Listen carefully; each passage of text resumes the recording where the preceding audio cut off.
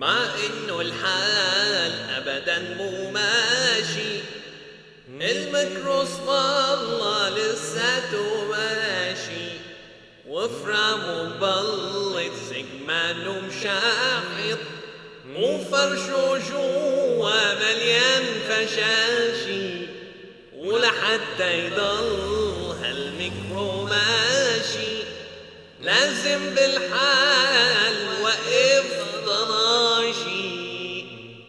لا لولا يابا ليش تزعل يابا؟ شو برو افندي شكلك دبلان وبالزور عم تفتح عيونك، شو القصة؟ شيت انا مو دبلان خير الله.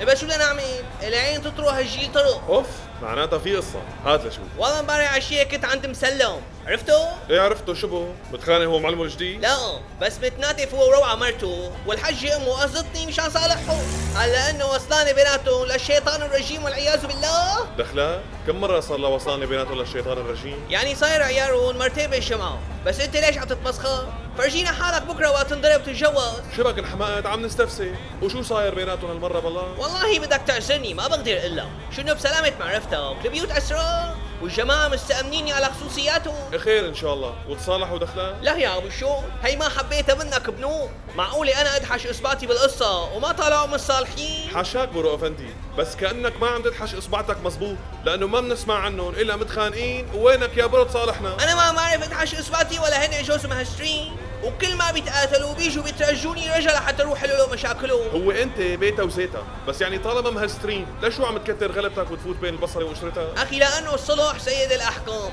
وخصوصي بهالشهر الفضيل، بس هدول الجوز ما كانوا يفهموا. اخي معلش انت اسمع واحكوا، قال هي بتقيم ايدها على رجلها بتعايروا انه شو؟ انه هي معها بكالوريا ومعلمه، وهو يا دوب يفك الخط، بيقوم هو شو بيجاوبها؟ شو بيجاوبها؟ بيقلها قبل ما تحكي بالشهادات قومي عزلي البيت، الوسخ والوخم طابرين تمر. شي بتقول له امك قويه، شي هو بيسبها هي واهلها على التربايه، شي هي بتقول انه عواطلي وتنبا. لا خليها لله. اوف وداخلك امبارح حليتوها؟ لانه من حكيك مبين فالج لا تعالج. هلا يا سيدي امبارح اجتمعنا انا ومسلم والحجة مفيدة امه وحماده اخوها لروعه. ايه ولشو وصلتوا؟ يعني الجماعة اتفقوا ولا خلص رح يتطلقوا؟ شو؟ اعوذ بالله شو يطلعوا؟ لكن هيك هالجيل ما في اسهل من كلمة طلع على لسانه، والولاد شو يعملوا؟